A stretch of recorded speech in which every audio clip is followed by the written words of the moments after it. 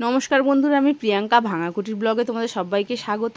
আজকের আমি চলে এসেছি নতুন একটা রেসিপি নিয়ে, যা এর আগে তোমরা কখনো কেউ খাওনি। এই রেসিপিটা আমি কিন্তু এই প্রথম এই রেসিপিটা বানিয়ে কিন্তু অবাক হয়ে গেলাম। এটা আমি আমার মায়ের কাছ থেকে খেয়েছিলাম, এটা দুর্দান্ত লাগে খেতে। তো চলো বন্ধুরা, একটু বাইরের থেকে ঘুরে আসি। এই টমেটো গাছটা প্রায় অনেক দিন যাবত এখানে হয়েছে, কিন্তু গাছে কিন্তু ফলন হচ্ছে না, তাই এই পাতাগুলোকে ছিঁড়ে নিচ্ছি। আর এই গাছে না, মানে এই টমেটো গাছটার তলায় কিন্তু একদম মাটি নেই, এটা একদম মানে খোয়ার মধ্যে হয়েছে গাছটা, যার কারণে মনে হচ্ছে ফলন হচ্ছে না। তাই ভাবলাম এই পাতাটা তুলেই আজকে রেসিপিটা বানিয়ে নিই। তো প্রথমেই এখানে কিন্তু আমি পাতার ডোকগুলো এইভাবে কিন্তু কেটে নিচ্ছি। আর অনেকটা পরিমাণে নিতে হবে, অল্প পরিমাণে নিলে কিন্তু একদমই অল্প হয়ে যাবে। তো মোটামুটি আমি প্রথমবার কিন্তু খুব মানে বেশিও করিনি, আর একদম অল্প হয়নি, মোটামুটি হয়েছে। আর এবার কিন্তু এই পাতাগুলোকে ভালো মতন ধুয়ে পরিষ্কার করে নিয়েছি। আর পাতার মোটা বড় ডান্ডিগুলো কিন্তু ফেলে দিতে হবে, ছোটোখাটো ডান্ডি থাকলে কোনো অসুবিধা নেই। এবার সমস্ত পাতা কিন্তু ধুয়ে পরিষ্কার করে আমি জলটাকে ঝরিয়ে রেখে দিয়েছি। এদিকে একটা সসপ্যানের মধ্যে নিয়ে নিয়েছি আমি অনেকটা পরিমাণে সর্ষের তেল, সাথে দিয়েছি কালো জিরে, আর দিয়েছি কয়েক কোয়া রসুন। রসুনটা একটু ভালো করে লাল লাল করে কিন্তু আগে ভেজে নিতে হবে। রসুন ভাজা হয়ে যাওয়ার পর এর মধ্যে দিয়ে দেব কাঁচা লঙ্কা। আর এই বাটাতে না একটু ঝালের পরিমাণটা কিন্তু বেশি দিতে হবে, তবে কিন্তু খেতে ভালো লাগবে আর কি।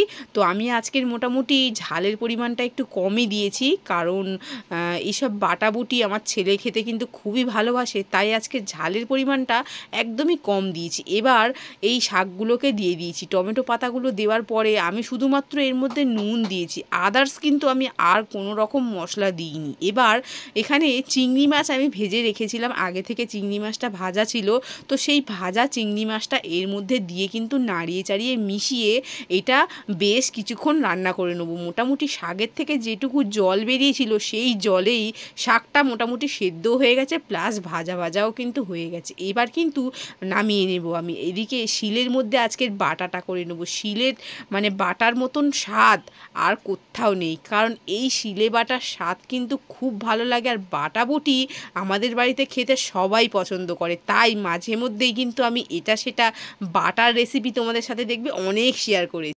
তো এই যে এটা কিন্তু বাটতে একদমই কিন্তু সময় লাগে না, যেহেতু পাতাটা ভালো মতনই সেদ্ধ হয়ে ভাজা ভাজা হয়ে গেছে। আর সাথে তো মানে চিংড়ি মাছ পাতা একদম সাথে কিন্তু আমি ভালো মতন মিহি করে বেটে নিয়েছি। আমি এটা দুবার বেটেছি, তাতেই কিন্তু আমার বাটাটা পুরো রেডি হয়ে গেছে। তো এইভাবে কিন্তু এবার বাটাটা নিয়ে কিন্তু এইভাবে শিলটা মোটামুটি পরিষ্কার হয়ে যাচ্ছে, গোল গোল করে ঘোরালেই পুরো বাটাটা কিন্তু একসাথে দলা হয়ে গেছে। ব্যাস, আমার কিন্তু রেডি হয়ে গেছে বাটাটা।